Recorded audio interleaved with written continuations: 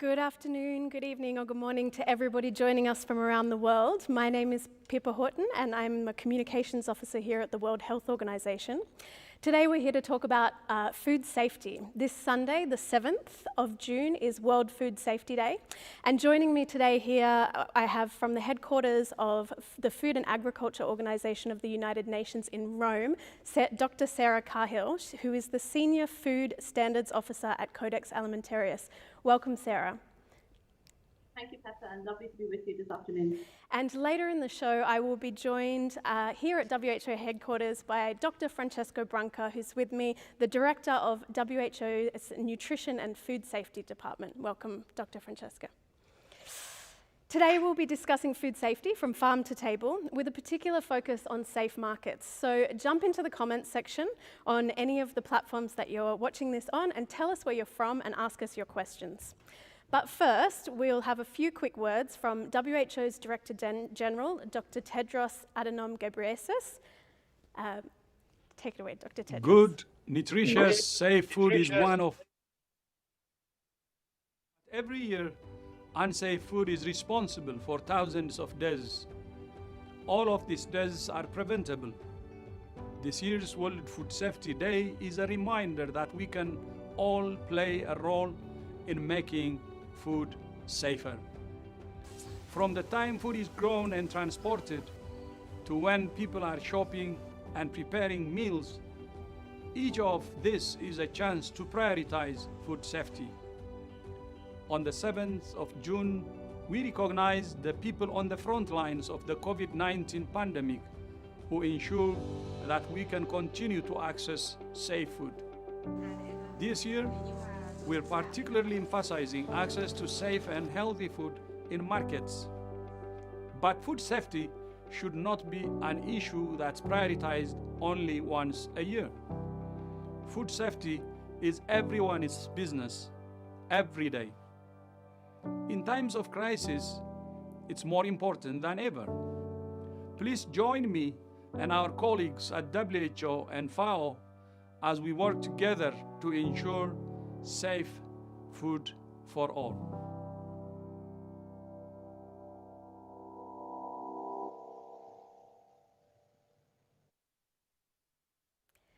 So we're going to start by talking a little bit about food production and particularly food safety and food production. Send us through your questions. On Twitter, you can use the hashtag AskWHO, and on all the other platforms, you can just ask in the comments section. Sarah, I'll come back to you now and ask, can you tell us a little bit about what World Food Safety Day is and why do we celebrate it? Sure, Peppa.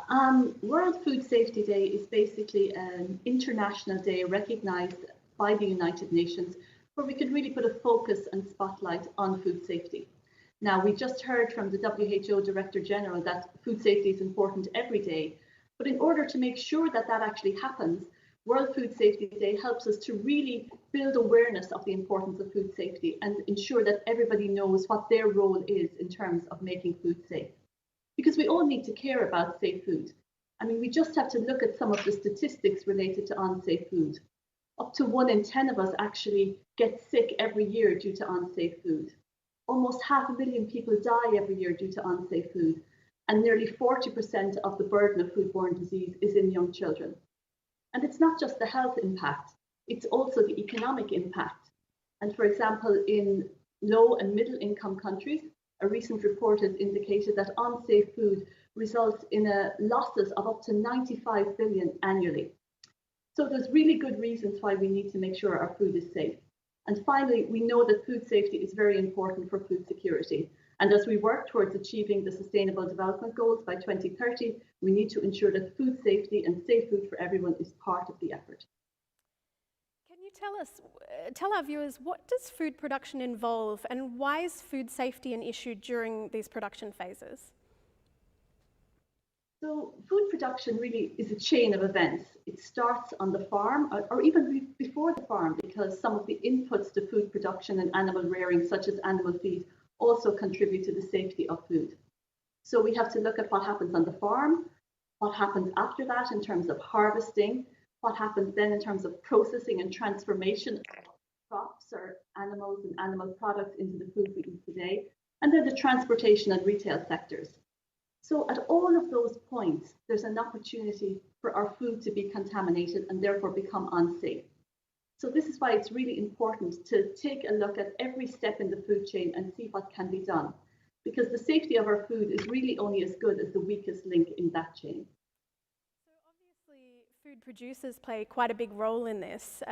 So can you tell us, how can food producers keep our food safe? Food producers, particularly those at the farm level, have a very important role to play. And many of these revolve around good practices. Basically, it's ensuring that you keep hazards or contaminants out of our food, or if that's not possible, to making sure that those contaminants stay at as low a level as possible. So whether you're growing crops or rearing animals, good hygiene and good biosecurity are very important. Good husbandry practices and good veterinary practices.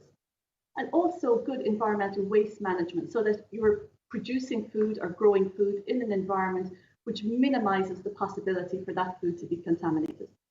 Then as we move from the farm through harvesting and onto processing, each step has some key actions that need to be taken.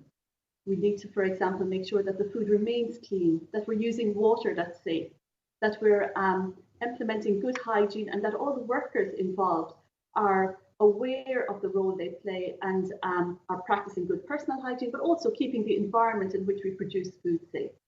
And we have lots of tools to help us do that.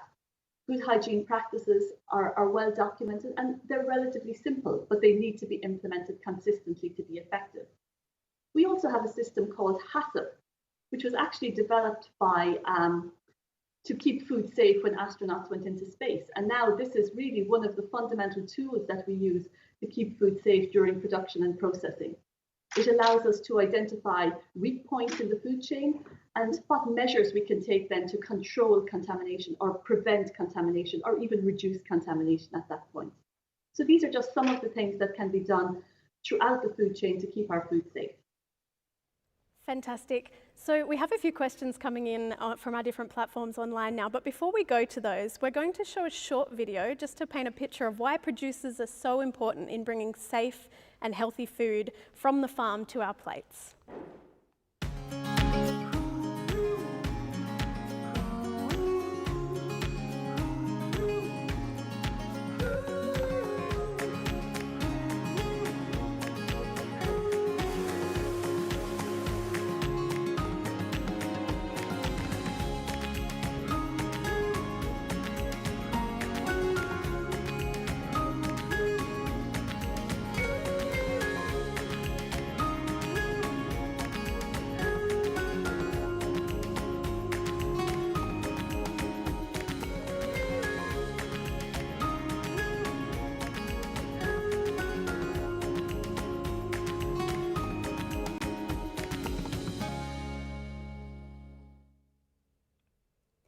Sarah, we have a question that's come in from one of our LinkedIn viewers who asks, what are some of the changes in food safety management that are happening with the new COVID measures? So what are some of the things that might be changing around food production or transportation or all of those stages that you mentioned earlier in the show?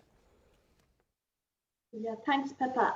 Well, of course, this pandemic has been really challenging for food producers because basically they're at the front line of making sure that while many of us are in lockdown, we continue to have access to safe and nutritious food. And while we have absolutely no evidence that COVID-19 can be transmitted by food, those people working in food production still need to ensure that they're taking every measure to prevent contamination of food from any of the potential hazards that can affect food. So this means that they have to continue and reinforce good hygiene practices. There are also challenges because their workforce may be becoming ill and they may have less people to carry out the same amount of work.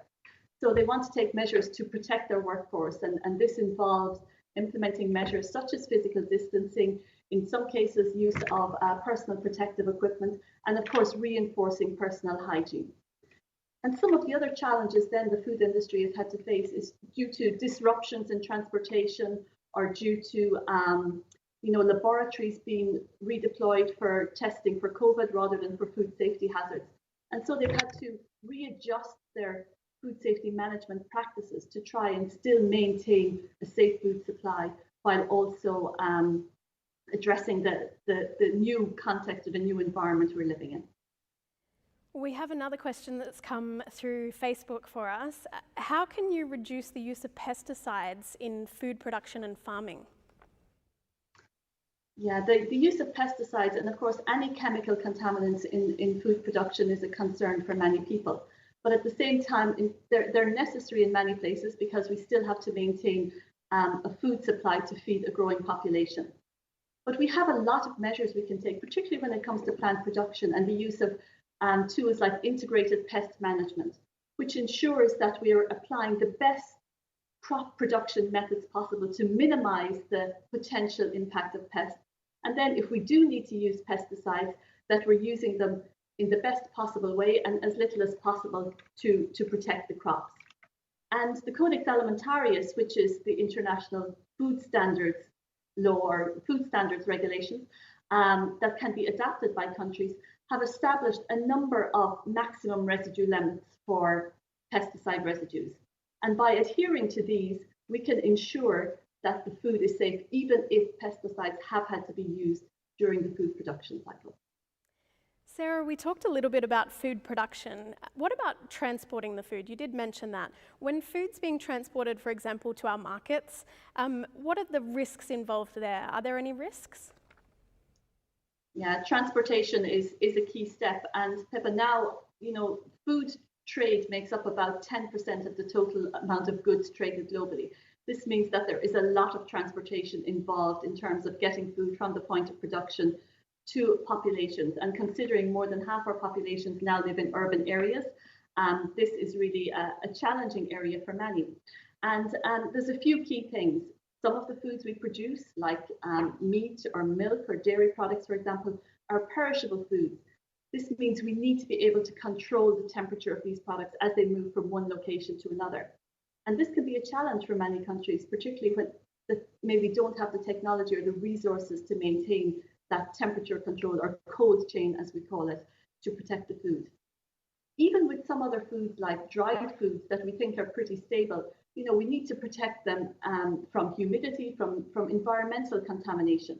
So for example, grains, which are really important, are basic crops in many countries. If these crops are not kept dry and if there's moisture, there's the potential for molds to grow in them, which can then produce toxins, which can then end up in the cereal or the product that the consumers are eating. So keeping food in dry conditions, low humidity during storage and transportation is really important to protect the consumers. And generally, we need to protect food from the potential for environmental contamination. So they could be moving through highly industrialized areas, there could be contaminants in the air. So basically protecting the food using packaging or other means can be important. And then of course with our packaging, we need to be sure that that packaging is safe to be in contact with food and it does the job it's supposed to do, protect the food and not contribute to more contamination of the food. Thank you, Sarah. There's another question come in here through LinkedIn that asks, what are your thoughts about income inequality between farmers and processors, especially in developing countries? So for developing countries, one of the great challenges is that, oops, sorry, I lost my microphone for a moment. In terms of farmers and processors, I mean, one of the great challenges for farmers is to produce food at a sufficient level that it can be safe for the consumer and that they can access markets. So this is a particular area of engagement for FAO, where they're working with many farmers in developing countries to build up their skills and build up the infrastructure around them that enables them to produce food of a higher quality and enable them to access markets and therefore access greater incomes and improve their livelihoods. And it's only through continuous working and support to, I think, to primary producers and farmers in particular, that we will be able to ensure that they get, they're producing a valuable product and they're getting rewarded accordingly for that. Another great question here that's come in, Sarah, from LinkedIn. Someone asks, would you encourage people to grow their own vegetables at home? So I think as consumers become more concerned about food safety, if people have the opportunity to grow food at home, that's wonderful, and it can be a very rewarding experience, I think, to grow your own food, and also to help you appreciate the challenges that there are facing farmers around the world in growing food.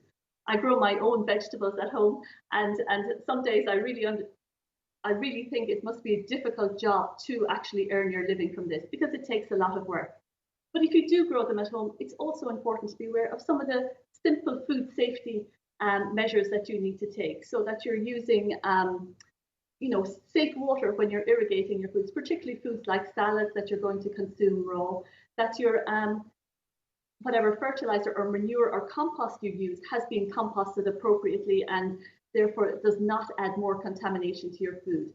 So, and if you are using chemicals in your food, to really follow the instructions and use them as directed, and not as you think they should be used, because the directions are there to ensure that they're used appropriately and minimize the risk to consumers. So yes, certainly people should be willing to try out growing, but remember, food safety is very important when you're also growing your own food.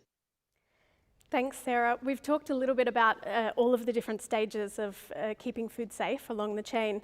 What can governments do to help make sure that their people have access to safe food? But governments have a really important role to play in food safety, because ultimately they're the ones who can ensure that what operators or food businesses are doing is actually adequate to ensure that the consumers are getting safe food. This means that a government needs to have a strong food control system. And for many countries, this is still a challenge, and they're still working towards having the appropriate infrastructure, not only to establish regulations for food, but then to implement them and help food businesses and food producers to know what they're supposed to do. So the governments essentially have a role to determine what is needed to ensure the population are safe or are getting safe food, that the producers are aware of what they need to do in order to implement those measures or achieve that level of food safety, that they have the infrastructure around them to actually do that, and then to provide the oversight to make sure they're doing that. And they can also play a role in bringing together the different players along the food chain and the different sectors, and making sure that everybody is aware of the importance of food safety. Whether you're working on nutrition policy, veterinary public health, food safety has a role to play, and it's important that all of those players are aware of that. And this is where the government can be very active and promote food safety and ensure it gets the attention and investment it deserves. Thanks so much, Sarah. We're now going to move on and talk a little bit about the side of food safety that might be a little bit closer to home for some of you out there. We're going to discuss the role of vendors and also the role of you as consumers in food safety. So thank you so much for joining us, Sarah. Good to be with you today. And if you have any more questions for Sarah on the production side, please send them through in your comments, and our experts will do their best to answer the questions after this show. Now, before I introduce our next expert, we're going to hear some words from the on World Food Safety Day, from the FAO's Director General, Xu Dongyu. Dear producers, consumers, and friends, we all need a safe, nutritious, accessible, and affordable food. Food security and food safety are basic rights of a human being. Our food must be produced in a clean environment and travel on every supply chain, no matter how long or complex. At every step of the way, people are working to keep food safe. This is why here at FAO, we believe that food safety is everyone's business. I would like to acknowledge all the people who are working tirelessly in the challenging conditions of COVID-19 pandemic to keep our food safe. They are our true food heroes. Join me in thanking them as we observe this second World Food Safety Day. Thank you.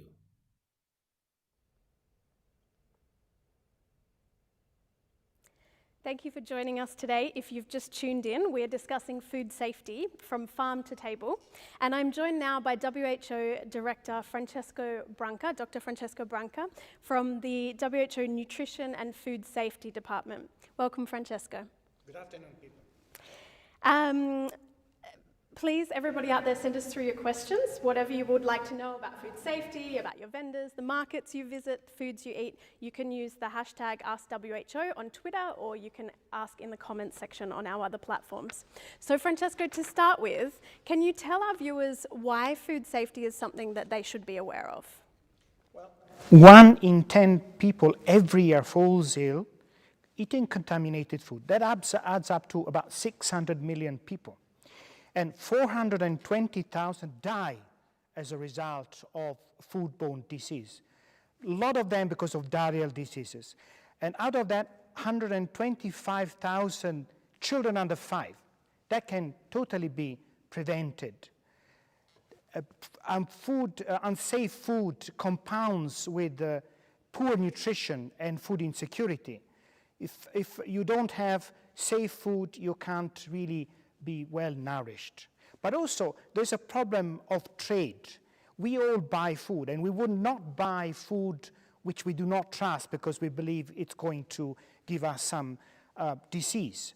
So food safety and safe food is basic things for our own health, well-being, and society.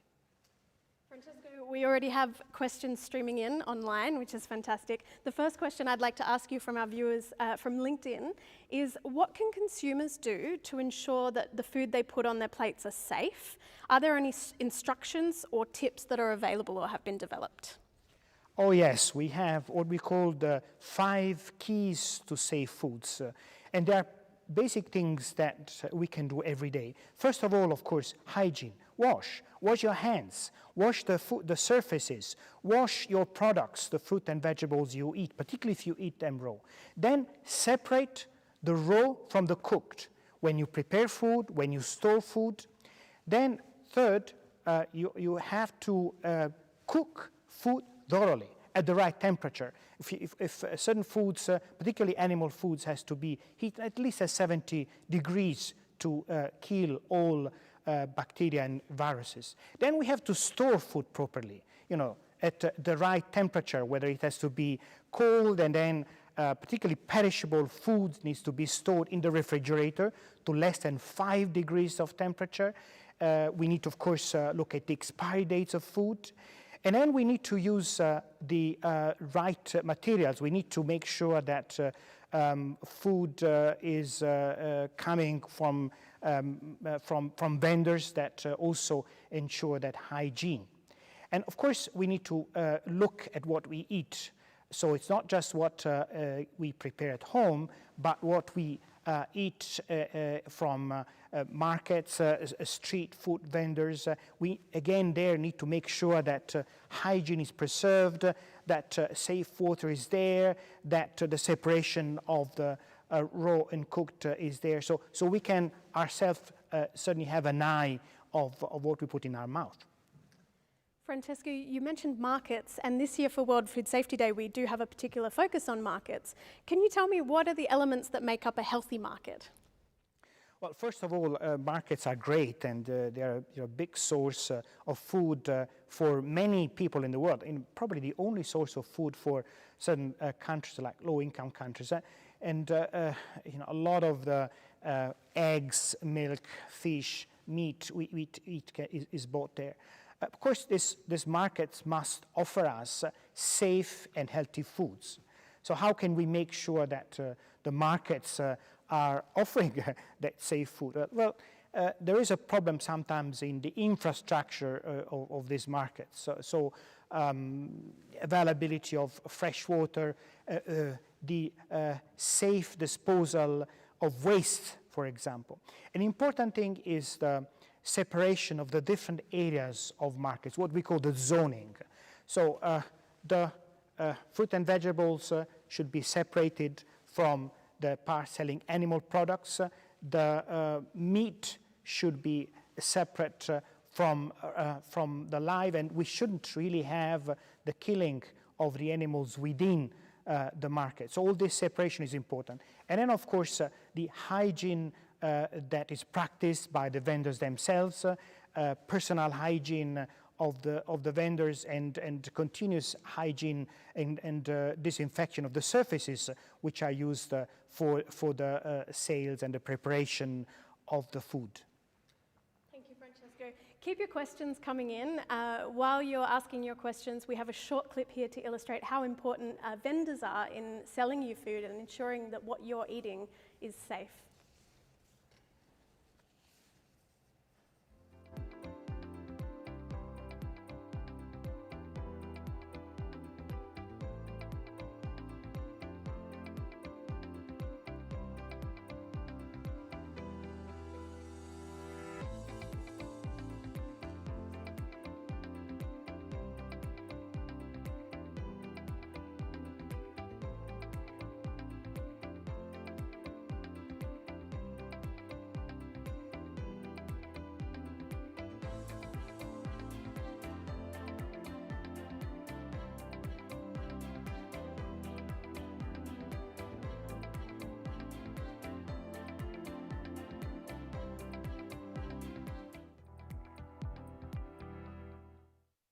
Francesco, we have a question here that's come in from LinkedIn from one of our viewers in the UK.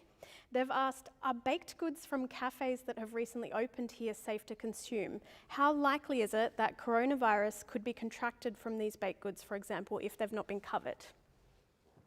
Well, something we have to say really clear.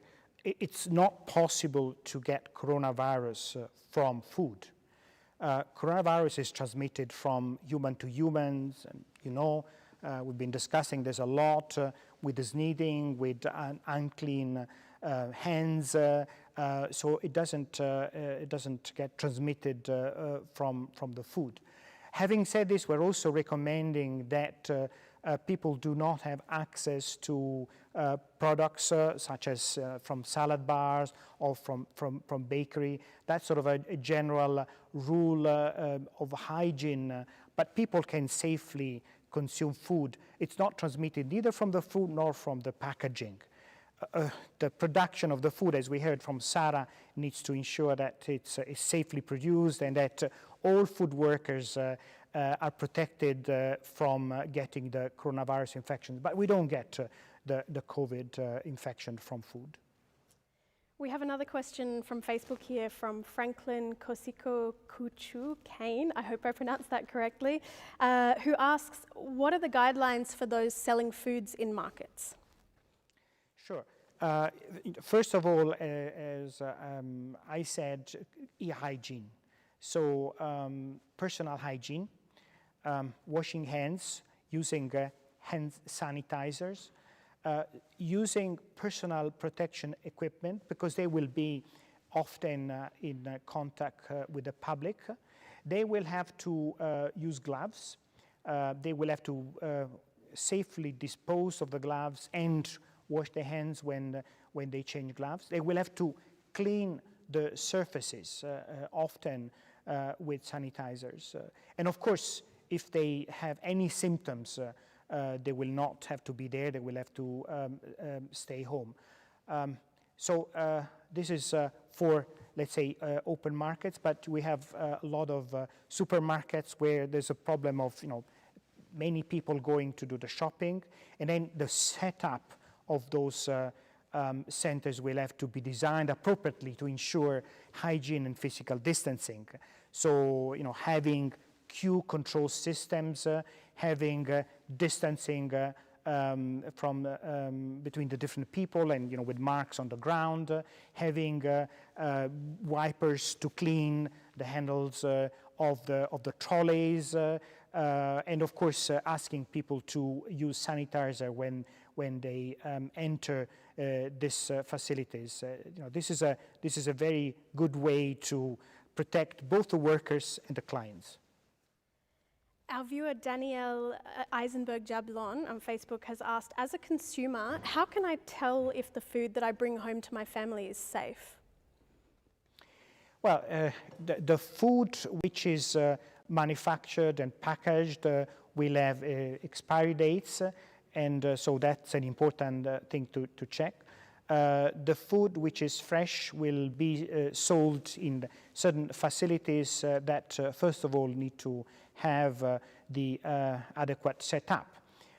We also trust the facilities which are regularly controlled, and in a market you have certain regulations and certain inspections regularly controlled. This kind of inspection have also been going on in critical times like that. So we need to trust the authorities that ensure that those facilities provide good food. But I think you can yourself see whether a certain place is handled properly with adequate hygiene. In some countries, there's a very interesting system. So we have marks on the doors of the facility selling food, and this is done by the inspectors who for example, in Denmark, they have what they call the smile system. So you have a nice smile on the door when the food inspector is gone and he has found no problem. So trust the authorities and yourself. Look at the use of the basic hygiene rules in the facility. We have another question from our Facebook viewer, AJ Jane, who asks, how should we sanitize our fruits and vegetables? Or just use water. Use fresh water. Of course, it has to be clean water, but a good clean with fresh water is absolutely sufficient. So we don't need any kind of detergents or sanitizers. We can just put them in fresh water in the sink, for example, and give them a use it. You put it in fresh water, clean adequately, and that's enough. You can eat that fruit raw. An interesting question coming in from LinkedIn, who asks, who should be taking the lead in exercising health caution or food safety, the seller or the buyer? We say food safety is everybody's business, or both. Certainly the seller has responsibilities, also legal responsibilities, by the way. But the buyers also has a responsibility to make sure that those rules are followed. But then, the food safety doesn't end at the point of purchase. You will bring the food home and you have to continue handling it safely. But I would say that consumers also have a role to play because they have to speak up. There's a lot of very interesting consumers group and consumers organization who are calling for adequate regulations and enforcement of those regulations. That's a very important element. We all have the right to have access to safe and healthy foods. One more question that's come in is, what will be the changes in food safety management with the new COVID measures? So when it comes to the food in our markets, for example, or our supermarkets, have we seen changes, or should there be any changes that are happening? Well, the changes are in the continuous hygiene that should be practiced by the food handlers particularly. The COVID has actually rather posed a challenge in the production of food because transport has been more difficult because of trade barriers or even food transporters have been exposed more. So there's been a lot of complex steps that have been added, but the food itself has been absolutely fine. Hygiene of vendors, hygiene of clients buying the food. Those are the things we have to do. But otherwise, there's no special provisions. WHO has put out, together with FAO, guidance for food operators throughout the food chain that explains what needs to be done, particularly to protect the workers, I would say. And also has put up guidance for governments and regulators to ensure that the systems of inspections go on despite the complexity of the situation. And, there could be some, of course, problems in having adequate number of staff performing the controls, but, we've somehow given some suggestions on how to do that and maintain the food safety and the trust that people have to have in the system of inspections. A question from LinkedIn, which I think many people out there are considering, is it necessary to sanitize the food that we buy when we go out and the packaging before we put them away in our storage in our house, in our cupboards, for example? Not particularly. I mean, I think we say in general that, for example, even if you use your shopping bag, that, you better clean it before. But otherwise, no, we know that actually the virus stays more on metal surfaces than on cardboard or plastics. So, perhaps, general rules about cleanliness, but no specific additional rules are certainly not needed to sanitize specifically the packaging. Francesco, before we wrap up, I'd like to ask you just to explain a little bit, how do WHO and FAO work to ensure food safety? Well, we work at different levels. First of all, in the protection, in the prevention, then in the early detection, and then in the response. So at different stages. We develop the guidance that scientific based, that then informs the regulations of countries to the Codex Alimentarius Commission. We create networks of institutions to immediately spread the information about foodborne disease outbreaks, what we call the InfoZone. Extremely efficient. It works as a matter of hours as part of the international health regulations. We have specific projects to help countries set up food control systems that are efficient. So the collaboration between FAO, WHO, also often with other organizations such as the Organization of Animal Health, to ensure that we have good health throughout the food chain is important. We're going to have really a food system approach and working with all other organizations and actors that are responsible to produce, distribute food on our tables. Thank you so much for answering our viewers' questions today, Francesco. Unfortunately, that's all we have time for, but just to let you know, we've had viewers linked in from around the world. We've had, for example, from Ghana, Cameroon, Australia, USA, Greece, Indonesia, Spain, Brazil, Saudi Arabia, India, Turkey, Vietnam, Philippines, France, Nepal, Thailand, Canada. I have a list, it goes on and on. So thank you so much all for joining us from all corners of the globe. If we didn't get to your questions, please keep them in the comments section. We'll try our best to get our experts to answer those questions after this Facebook Live. I'd also like to say thank you again to Dr. Sarah Cahill, who joined us earlier. Thank you, Sarah. And thank you, Francesco, for joining us. I just also would like to say thank you all for sending in your questions and for taking an interest in food safety. It's such an important topic. And I'd like to wish you all for Sunday, the 7th, a happy World Food Safety Day.